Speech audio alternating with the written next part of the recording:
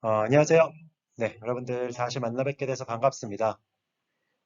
긴 연휴 기간이 있었는데 잘 지내셨죠? 여러분들과 직접 찾아뵙고 만나서 수업을 해야 되는데, 지속적으로 어쨌든 이렇게 온라인 수업을 해나가고 있습니다. 이제 5월, 이제 조만간 여러분들과 직접 만날 것 같긴 한데요. 우리, 그 남은 기간까지 우리 이렇게 온라인으로 잘 수업을 해나갔으면 좋겠습니다. 그래서 오늘은 새로운 단원입니다. 그래서 사람의 물질 대사라는 두 번째 단원입니다. 그래서 그 두 번째 단원 중에서도 생명활동과 에너지에 대한 부분에 대해서 이제 오늘 이 시간서부터 새롭게 시작을 하도록 하겠습니다. 이제 진짜 생명과학 어떻게 보면 시작이라고 할 수 있습니다. 그래서 이번 단원서부터 인체 생리학이라는 이런 부분의 시작입니다. 그래서 인체가 얼마나 다이나믹하고 그리고 인체와 관련해서 어떤 현상들이 일어나고 있는지 이건 우리 몸과 관련이 있기 때문에 굉장히 흥미로운 영역입니다. 그렇기 때문에 우리 흥미롭게 한번 다양한 활동도 하면서 또 우리 흥미롭게 이 시간 수업을 함께 해나갔으면 좋겠습니다. 네, 이거는 우리 지속적으로 우리 시리즈를 가지고 좀 활동을 해나가고 있는데요. 우리 개구리알이 발생해 나가는 과정 함께 보셨죠? 그래서 저도 이번에 휴일이기도 해서 한번 또 가족 휴양 개념으로 그 계곡에 한번 갔었습니다. 그래서 직접 한번 그곳에서 어떤 환경인지 그리고 진짜 실제로 개구리알이 어떤 환경에서 자라고 있는지에 대해서 한번 간단한 영상을 보시면서 보셨으면 좋겠습니다. 안녕하세요. 네, 이번에 휴일이라서 이렇게 평창 저번에 계곡에 다시 한번 왔습니다. 그래서 가족들이랑 오게 돼가지고 이곳에 아는 곳이 있어서 이렇게 왔는데 저번에 우리 발생 과정 살펴봤던 개구리 알이 여기도 굉장히 많아서 이렇게 직접 한번 보여드리고자 이렇게 한번 했습니다.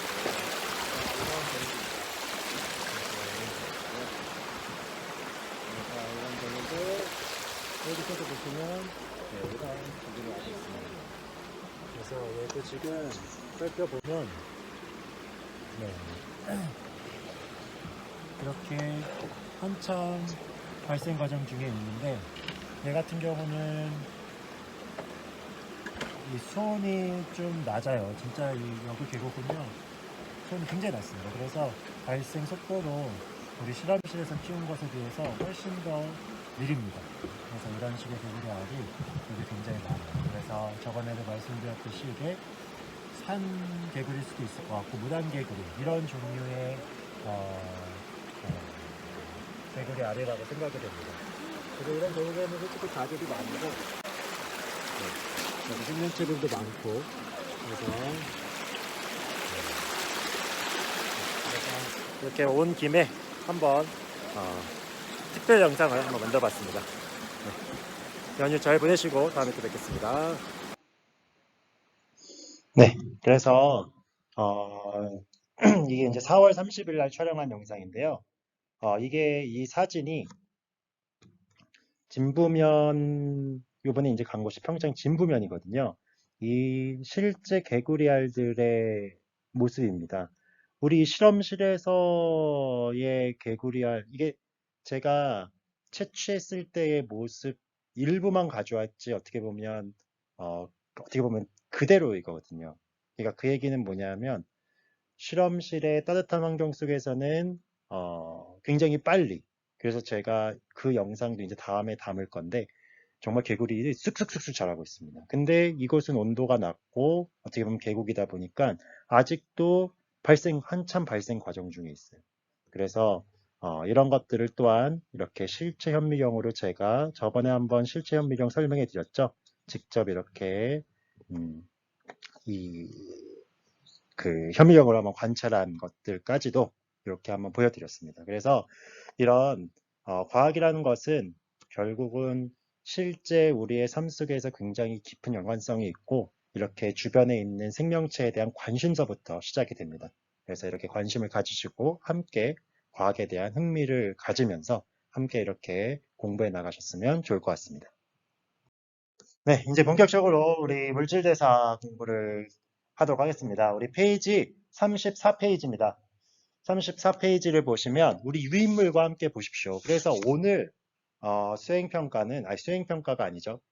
함께 그 과제는 이 유인물에 있는 내용들을 다 채워서 구글 클래스룸에 올릴 수 있도록 과제로 제가 다시 만들어 놓겠습니다. 그래서 그런 활동을 하셔서 어쨌든 공부를 하실 때 빈칸을 잘 채우시면서 또 더 필요한 부분들은 어쨌든 더 이렇게 기록을 하시면서 제출을 하시면 그러면 오늘 과제는 다 한 것으로 생각을 하시면 됩니다. 그래서 우리 물질대사 우리 페이지 34페이지고요. 우리 유인물 페이지는 5페이지와 6페이지입니다. 그래서 이 부분에 이제 오늘 함께 볼 텐데요. 우리 물질대사라는 것은 우리 배웠습니다. 그래서 언제 배웠죠? 그죠? 생명체가 가지고 있는 특성들. 그래서 우리 6가지 특성들 배울 때 그 중에 생명체는 반드시 물질대사를 한다라고 설명했습니다. 그렇기 때문에 물질대사 뭐였습니까? 그죠? 다른 것이 아니라 물질대사라는 개념은 결국은 무슨 반응이다? 화학 반응이다 라고 간단히 이야기를 했습니다. 그런데 어디 내에서? 그렇죠. 생명체 내에서 일어나는 화학 반응이다. 이 화학 반응이 일어나기 위해서는 반드시 무슨 출입이 필요하다? 에너지 출입이 필요하다. 우리 정의 내리시고 가겠습니다. 네, 그래서 우리 이 물질 대사의 2가지 종류, 이거는 반드시 아셔야 됐죠. 하나는 무슨 작용이었습니까? 하나는 동화작용, 하나는 이화작용이었습니다. 그래서 동화작용, 이화작용. 그래서 여기서 이제 좀 이따가도 이제 살펴보면 더 자세하게 나오겠지만 먼저 보시면 이 고분자 물질이 나옵니다. 고분자 물질이 나오고 저분자 물질이 나옵니다. 그리고 이 둘은 고분자에서 그래서 여기서 이제 하나의 사례로 들은 게 포도당이죠. 포도당이 이산화탄소로 되는 과정. 어느 곳이 더 고분자 물질입니까? 당연히 포도당이 고분자 물질이죠. 그래서 저번에도 말씀드렸지만 포도당이라는 것은 C가 몇 개가 결합되어 있는 형태다. 6개가 결합되어 있는 형태라고 했었고 CO2는 C가 하나입니다. 그렇기 때문에 훨씬 더 저분자 상태죠. 그렇기 때문에 이런 식으로 저분자 물질이 될 때 뭐가 방출되면서 에너지가 방출되면서 이런 화학 변화가 일어나는 거 이런 것들을 무슨 작용이라고 했습니까? 이화작용이라고 했었죠. 반대로 아미노산 같은 어떻게 보면 물질들이 단백질로 되는 거. 단백질은 얘는 무슨 분자라고 했습니까? 진짜 고분자. 그래서 아미노산이 펩타이드 결합을 통해서 단백질로 되는 이렇게 복잡한 분자를 이루는 것들. 그래서 에너지를 어떻게 해야 된다? 흡수해야 된다. 그래서 이거를 무슨 작용이라고 했었냐면 얘는 동화작용이라고 했었죠. 그래서 요거에 대한 것들을 우리 정리를 하시고 그랬을 때 반드시 물질 대사에서는 뭐가 수반이 된다? 효소. 효소는 무슨 간단히 얘기하면 생체 총매라고 얘기했었습니다. 그래서 요것들 잘 정리를 하셨으면 좋겠습니다. 그래서 물질 대사는 결국은 에너지 대사라는 것이고 효소는 촉매로 작용한다라는 거 정리를 하시고 넘어가시면 됩니다. 네. 그래서 우리 동화작용, 이화작용을 따로 한번 분리해서 볼 텐데요. 이거 뭐 다 했던 겁니다. 그래서 동화작용이라는 것은 결국은 무슨 분자가 저분자가 고분자로 되는 것이다. 그죠? 뭐 어렵지 않습니다. 그래서 대표적인 사례로는 뭐가 있냐 하면 광합성이나 단백질 합성 같은 네. 어떻게 보면 광합성 같은 경우는 뭐를 가지고 CO2를 가지고 뭘로 만들어주는 겁니까?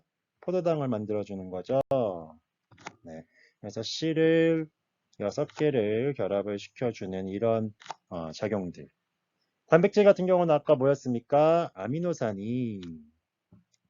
아미노산에 대한 구조들은 뭐 구체적으로까지 설명을 안 했겠습니다. 근데 아미노산이 뭐까지 만들어주는 거, 이거를 이제 동그랗게 쓰면 다양한 펩타이드 결합을 통해서 이게 뭐 수백 개입니다. 수백 개가 어쨌든 연결이 돼서 뭐가 되는 겁니까? 단백질이 되는 거죠. 그래서 반드시 효소가 필요한데 이렇게 써 있으니까 효소가 하나밖에 없다. 그렇지 않습니다. 이런 결합, 이런 합성이 일어나기 위해서 효소는 굉장히 단계를 거쳐서 그러니까 효소의 종류가 굉장히 디테일한 겁니다. 굉장히 다양합니다. 그래서 굉장히 다양한 효소가 각각의 반응을 통해서 결국은 단백질까지 이루어지는 거. 최종 생성물이 생기는 거. 그래서 이런 작용들, 그래서 이런 것들을 동화작용이라고 합니다. 동화작용이라는 것은 결국은 저분자 물질이 고분자 물질이 되는 거. 이해되시죠? 그래서 요거 잘 정리를 하셨으면 좋겠습니다. 그래서 얘는 합성되는 거죠. 결국은 고분자 물질로 된다는 것은. 네. 그리고 이번에는 무슨 작용이냐 하면 이화작용입니다. 이화작용이라는 것은 반대로 고분자 물질이 저분자 물질이 되는 것이기 때문에 얘 같은 경우는 소화라는 거 뭔지 아시죠? 음식물이 쪼개지는 것입니다. 소화는 종류가 다양하게 있어요. 예를 들어서 탄수화물이 뭘로 쪼개지는 것도, 네, 포도당으로 쪼개지는 것도, 이런 것들도 어떻게 보면 소화가 되고, 아까 단백질이 뭘로 쪼개지는 것도, 단백질이 뭘로 쪼개지는 거, 단백질이 결국은 아미노산, 이런 걸로 쪼개지는 것 자체가 다 소화입니다. 그리고 또 대표적인 게 뭐가 있습니까? 호흡이 있죠. 그죠? 그래서 호흡 같은 경우도 대표적으로 아까 포도당이 뭐까지 쪼개지는 거? CO2까지 쪼개지는 거. 이런 것들을 우리가 호흡이라고 합니다. 그래서 이런 것들은 공통점은 뭐다? 에너지가 방출돼서 저에너지까지 되고, 이때도 에너지가 방출돼서 저에너지가 돼서 쉽게 이런 반응이 일어나는 것이 아니라 이것도 여전히 여러 가지 종류의 뭐가 필요하다? 효소가 필요하다. 그래서 단계마다의 효소들이 다 디테일하게 종류별로 있다. 그래서 이것이 생체 촉매라는 개념으로 이야기를 했습니다. 네, 이제 우리가 세포 호흡을 좀 더 자세하게 살펴보도록 하겠습니다. 세포 호흡은 아까 이제 물질 대사에 대한 큰 두 가지 작용에 대해서 이야기했지만 얘의 종류는 알다시피 이화작용의 종류 중에 하나죠. 네, 이화작용의 종류 중에 하나입니다. 그래서 고에너지 물질이 저에너지 물질로 가는 사례 중에 하나가 세포 호흡입니다. 그래서 세포도 한마디로 얘기하면 분해작용이라고 할 수 있죠. 근데 세포호흡의 어쨌든 궁극적인 목적은 뭘 만드는 거냐 하면 에너지라는 걸 생성하는 겁니다.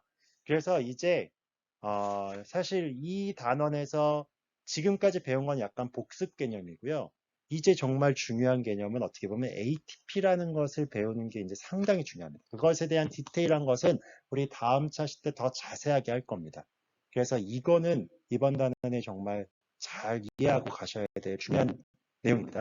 그래서 세포호흡이 일어나는 장소 미토콘드리아라는 것은 여러분들 많이 들어봤을 겁니다. 이렇게 그래서 한번 미토콘드리아 다시 한번 네, 이제 세포 호흡의 어떻게 보면 자세한 디테일한 과정들을 살펴보도록 하겠습니다. 세포호흡이라는 것은 결국은 주인공이 뭡니까? 포도당입니다. 그래서 포도당은 저번에도 살펴봤지만 C가 몇 개로 이루어져 있다? 6개로 이루어져 있다는 게 굉장히 중요하죠. 그래서 C가 6개로 이루어져 있습니다. 그런데 얘네들이 결합이 되어 있고요. 그리고 기본적으로 또 중요한 것이 바로 산소가 결합이 돼야 된다는 거죠. 그렇기 때문에 우리가 우리 호흡계라고 하는 폐, 나중에 이제 이런 것들도 디테일하게 배우겠지만 호흡계는 뭐를 흡수하는 걸 목적으로 합니까? 그죠? 공기 중에 있는 산소를 흡수하는 데 목적으로 합니다. 그렇다는 것은 이 산소가 호흡계를 통해서 결국 어디로 보내려는 게 궁극적인 목적인 거예요. 그죠? 세포 안으로 보내서 세포에서 뭐가 일어날 수 있게? 세포 호흡이 일어날 수 있게. 그래서 포도당과 그렇게 공급된 산소가 결합이 돼서 그리고 이제 물도 필요합니다. 물도 결합이 돼서 결국은 여기는 이제 큰 결합 이게 종합식으로 했기 때문에 바로 CO2가 6개가 생긴다고 이렇게 나와 있는데 사실은 이 과정까지 가는 데 있어서는 수많은 과정, 단계를 거친 과정들이 숨겨져 있습니다. 이것에 대한 아주 자세한 과정은 우리 생명과학 2 시간에 사실 배웁니다.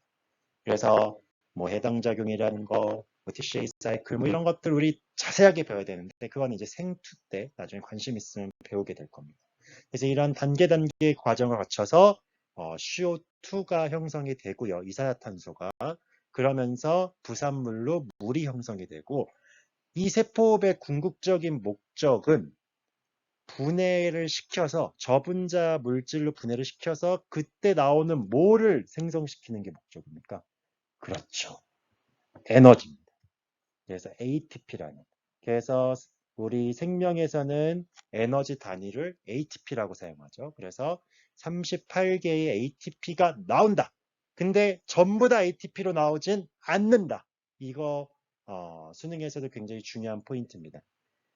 모든 포도당이 가지고 있는 모든 에너지가 전부 다 ATP로 형성된다. 야, 이러면 진짜 대박이죠. 이런 에너지 효율을 만약에 그러니까 모든 걸 다 에너지로 활용할 수 있다? 엄청나겠죠. 그렇지만 우리가 이야기하는 열기관들, 내연기관들보다 석유를 통해서 생성하는 그런 동력 에너지, 이런 내연기관들보다 우리 세포에서 생성할 수 있는 ATP를 만드는 효율이 더 높다라는 것은 많이 들어봤을 겁니다. 한 40% 정도 된다, 효율이. 이런 얘기들은 많이 들어봤을 거예요. 그게 굉장히 높은 거예요. 그러니까 우리 세포는요, 에너지를 뽑아 쓸 수 있는 능력치가 굉장히 좋은 거. 그리고 남은 것들은 무슨 에너지로? 열 에너지. 그래서 우리 여기 보이는 요 미토콘드리아가 여러분들 보일 겁니다. 그래서 여기 이제 미토콘드리아고 미토콘드리아는 이중막 구조입니다. 이중막. 그래서 외막이 있고 내막이 있습니다. 그래서 포도당이 들어가고 산소가 들어가서 이 안에서 그럼 이 안에 뭐가 있겠어요? 수많은 효소들이 엄청나게 많아요. 다양한 효소들이 있고요. 그 효소들이 반응해서 결국은 ATP라는 에너지원을 형성을 하고 부산물로 이산화탄소와 물이 생성되는 요 반응. 요것은 굉장히 중요한 이화작용의 한 가지 예입니다. 네, 이번에는 광합성입니다. 우리 광합성은 세포과 반대죠. 반대라는 게 뭡니까? 이산화탄소를 이용해서 뭘 만드는 거예요? 결국은 이산화탄소를 이용해서 유기물을 만드는 겁니다. 포도당. 그러니까 한마디로 고에너지 물질을 합성하는 거죠. 그래서 이번에 이제 출석 퀴즈 나옵니다. 아주 간단합니다. 광합성이 일어나는 장소가 어딜까요? 네, 요거죠. 이렇게 생긴 거. 광합성이 일어나는 장소. 그곳을 출석 퀴즈에다가 적으셔서 제출하시면 되겠습니다. 그래서 그 장소에서 이런 현상들이 일어나는데 우리 요 화학 반응식을 간단히 살펴보면 얘도 동일합니다. 화학 반응식을 살펴보면 뭐가 CO2가 물과 합성이 돼서 그래서 이것도 굉장한 다양한 그래서 뭐 명반응, 암반응 이런 것들 이런 디테일한 과정들은 또 이것도 생명과학 2에서 배웁니다. 그래서 광합성에 아주 디테일한 과정들이 있습니다. 그래서 이런 광합성 색소들이 이 장소 안에 있죠. 그래서 광합성 색소 뭐 이런 여러 가지 광합성이 이루어지는 장소들 그래서 식물체에서 일어나는 이 광합성 이거 엄청납니다. 그래서 이런 효소 그래서 이 CO2를 고정해주는 공기 중에 있는 CO2를 우리는 활용해요 못해요? 못해요. 근데 식물 같은 경우는 그 특정 효소가 공기 중에 있는 CO2를 잡아서 걔를 고에너지 물질로 합성시킬 수가 있어요. 이런 다양한 단계의 과정을 거쳐서 근데 그때 무슨 에너지가 필요하다? 바로 빛 에너지가 필요하죠. 그래서 이런 포도당이 되는 거. 이것도 다양한. 그러면서 뭐가 형성되는 거? 산소가 형성되는 거. 그래서 특히 CO2가 포도당으로 되는 것은 이런 것들은 환원이 되는 거죠. 나중에 산화환원, 뭐 이건 화학 시간에도 자세히 배우겠지만 어쨌든 고에너지 물질로 돼가는 과정. 그래서 이것이 이제 어떻게 보면 광합성이라는 식물에 있는 장소들이죠. 그래서 여기서도 보다시피 이산화탄소와 뭐가 들어갔을 때 물이 들어가고 그랬을 때 여기 안에 있는 다양한 효소들로 인해서 그래서 이런 식으로 생긴 층이 있고요. 그리고 이런 빈 공간들이 있고 얘네들도 이중막 구조입니다. 그래서 이런 건 이제 굉장히 중요하고 나중에 이제 더 중요하죠. 그래서 이 안에 어떻게 보면 이 막 안에 효소들이 굉장히 많습니다. 그리고 이 스트로마라고 하는 이 빈 공간에도 이 효소들이 굉장히 많습니다. 그래서 결국은 뭐를 포도당이 형성이 되고 그 다음에 산소가 배출이 되는 이런 현상이 일어나는 것이 바로 광합성이다. 그래서 세포호흡과 광합성을 잘 비교를 하셨으면 좋겠습니다. 그래서 광합성은 동화작용의 한 가지 예이죠. 네. 그래서 우리 이 세포호흡에 대한 것들을 이제 자세하게 배웠고요. 그리고 이제 오늘 중요하게 배워야 될 내용 중에 하나가 바로 무엇이냐면 바로 산소호흡과 무산소호흡이라는 개념입니다. 산소호흡과 무산소호흡이라는 개념. 그래서 이 개념도 이번에 굉장히 중요한 개념 중에 하나입니다. 그래서 요것에 대한 구체적인 사례에 대한 실험도 있거든요. 이거는 제가 다음 시간 탐구활동 과제입니다. 그래서 요거는 제가 다음 시간에는 한번 실제로 요걸 보여드릴 거예요. 그래서 보여드리면서 한번 해볼 건데 이 산소호흡과 무산소호흡에 대한 것들에 대해서 간단한 개념만 설명을 해드리면 산소호흡이라는 것은 무엇이냐? 산소호흡, 산소를 이용해서 뭐를? 유기물을 어떻게 해서 완전 분해하여 뭘 얻는 과정? 에너지를 얻는 과정입니다. 그래서 산소호흡이라는 것은 산소를 이용해서 유기물을 분해하는 거. 그러니까 아까 무슨 호흡? 세포호흡은 산소호흡의 사례죠. 그죠? 포도당을 산소를 이용해서 완전 분해하는 겁니다. 뭐까지? CO2까지. 완전히. CO2. 그러니까 C가 더 이상 결합이 되는 중간 산물이 안 생겨요. 예를 들어서 아까 C가 몇 개라고 그랬어요. C가 이렇게 6개 결합돼 있다고 했잖아요. 그죠? 6개가 결합이 돼 있는데 중간 산물은 몇 개 결합되어 있는 것도 있겠어요. C가 뭐 이렇게 3개가 결합되어 있는 것도 있고 또 중간 산물은 C가 뭐 몇 개, 이렇게 2개 이런 식으로 결합되어 있는 것도 있고 우리가 뭐 여러분이 좋아하진 않겠지만 알코올 같은 경우도 대표적으로 C가 2개짜리라. 그래서 이런 식으로 이런 것들이 중간 산물이죠. 근데 완전 호흡이라는 것은 어디까지? CO2, C가 결합된 게 있어요, 없어요? C끼리는 없어요. 산소는 결합이 돼 있어서 이건 산화가 됐다는 거지만 C끼리 결합된 건 없어요. 그래서 이런 것들 이렇게 완전히 분해가 되는 형태. 그래서 이런 것들을 산소호흡이라고 한다. 그래서 산소호흡 그리고 이제 그런데 이제 그거와 반대로 무산소호흡이라는 것은 산소가 없는 상태에서 유기물을 분해하는 거예요. 그래서 에너지를 얻는 건데 이 둘의 차이가 뭘까요? 아까 이건 이제 다시 CC 얘가 이제 6개인데 6개인데 얘가 해서 어느 정도까지밖에 안 되는 거예요. 이게 이것까지밖에 안 돼. 산소가 없으니까 다 분해가 안 돼. 다 분해가 안 돼. 혹은 뭐 C가 요 정도까지밖에 분해가 안 돼. 그러면 아까 세포호흡을 이런 완전히 분해해서 얻는 에너지 양과 무산소호흡을 통해서 분해하는 에너지 양과 차이가 어떻게 될까요? 에너지 어디를 더 많이 얻을까요? 당연히 에너지 양은 우리가 얻을 수 있는 에너지 양. 그러니까 한마디로 ATP의 양은 어디가 더 많다라는 거예요. 산소호흡이 훨씬 더 많이 생성이 되죠. ATP가 산소호흡이 훨씬 더 많이 생성돼요. 무산소호흡. 그래서 무산소호흡은 대표적으로 발효, 부패 뭐 이런 것들이 또한 하나의 무산소 호흡의 종류들 중에 한 가지입니다.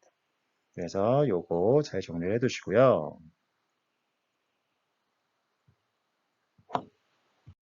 네, 그래서 이제 이번 시간에 어떻게 보면 마지막이라고 할 수 있습니다. 마지막 원리 중에 하나인데요. 요것들을 한번 잘 정리를 해 놓으셨으면 좋겠습니다. 그래서 세포호흡과 연소에 대한 것들을 이제는 한번 비교를 해볼 겁니다.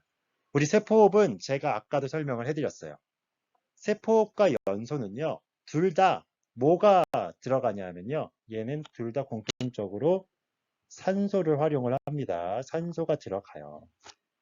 산소가 활용되는데 세포호흡은 어디서 일어나는 거예요? 우리 생체 내에서. 그죠? 어.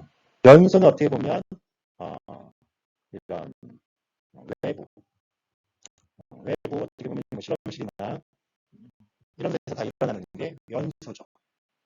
그래서 우리 세포호흡은 어쨌든 생체, 세포에서 일어나는 겁니다.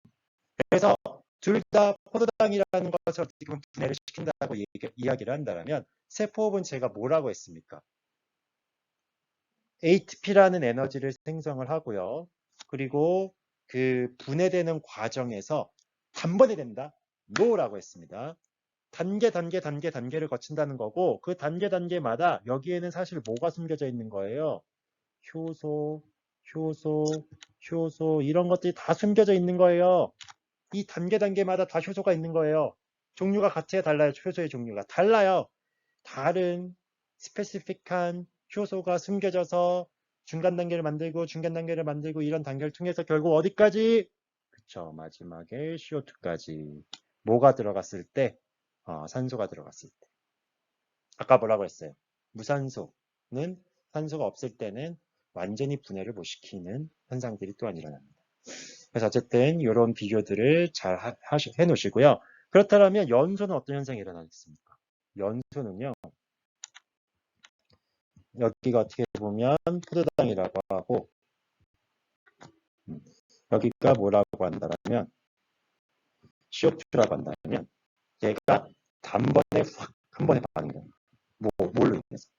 어떻게 보면 고온과 높은 온도로 그리고 엄청난 음, 빛도 발생이 되면서 그래서 고온과 빛이 발생이 되면서 어떻게 보면 단번에 확 하고 타올라서 CO2로 확 바뀌는 거. 이런 것들 어떻게 보면 연소죠. 그래서 이런 차이가 있다라는 거. 그래서 이거를 우리 표로 한번 살펴보도록 하겠습니다. 네. 그래서 이걸 이제 살펴보면 됩니다. 그래서 세포호흡 같은 경우는 일단은 산소가 필요합니다. 그리고 공통점은 세포호흡이나 연소나 둘 다 뭐가 필요하다? 산소가 필요하다. 그리고 에너지가 방출되는 발열 반응이다. 그죠? 이해되실 겁니다. 그리고 효소가 당연히 세포호흡은 필요하지만 연소는 당연히 필요가 없죠. 필요가 없죠. 그리고 36.5도로 우리는 유지해야 돼요. 그거보다 높아지면 40도만 넘어가면 우리는 효소들이 변이 되고 변성되고 이러면서 굉장히 치명적인 영향을 받습니다. 근데 연소는 엄청난 온도로 한 번에 확 되죠. 그래서 미토콘드리아에서 주로 반응이 일어나고요. 얘네들은 이제 공기 중에서 외부 장소에서 일어납니다. 반응 속도는 얘는 그렇기 때문에 느리고요. 그리고 단계적으로 열과 ATP를 형성하는데 얘는 빠르고 열이 한꺼번에 간주. 한꺼번에. 근데 얘네들이 뭔가 우리가 사용할 수 있는 걸로 물론 연소를 이용해서 뭘 만듭니까? 내연기관을 이제 만드는 거죠. 그래서 그 연소가 되는 폭발로 인해서 얘네들이 퍽퍽퍽 피스톤이 움직이는 이런 것들이 다 연소를 활용한 거죠. 그래서 이런 차이점이 있다는 게 얘네들의 연소는 단번에 되는 것이고 세포호흡은 아주 디테일하게 단계를 거쳐서 됩니다. 그렇지만 결국 궁극적으로 만들어지는 것은 완전 연소 같은 경우는 둘 다 CO2가 형성이 된다는 공통점이 있다는 거 알아주시면 되고 얘네들은 둘 다 이화 적용이다. 정리해 두시면 되겠습니다. 네, 그래서 오늘 강의는 여기까지입니다. 그래서 이제 8차신데요. 이제 본격적인 인체 생리학이 시작이 됐습니다. 더 흥미롭게 수업을 진행해 나가셨으면 좋겠고요. 저도 중간중간에 있는 실험 같은 경우도 직접 제가 시범적으로 보여드리면서 함께 활동도 해나가겠습니다. 그리고 여러분들이 이제 직접 이제 오프라인 수업이 이제 별로 남지 않았는데, 우리 이제 직접 만나면 다양한 활동도 함께 하면서 흥미롭게 수업을 진행해 나갔으면 좋겠습니다. 그래서 오늘 활동 과제는요, 제가 아까도 간단히 안내를 해드렸지만, 유인물에 있는 빈칸들을 잘 채우셔서, 그, 과제의, 구글 클래스룸의 과제로 제가 만들어 놨으니까, 거기다 빈칸을 잘 채우셔서, 그, 제출하시면 됩니다. 그래서 출석 과제와 과제 제출까지 잘 하시면서 공부를 적극적으로 해나가시면 좋겠습니다. 다음에 또 뵙겠습니다. 감사합니다.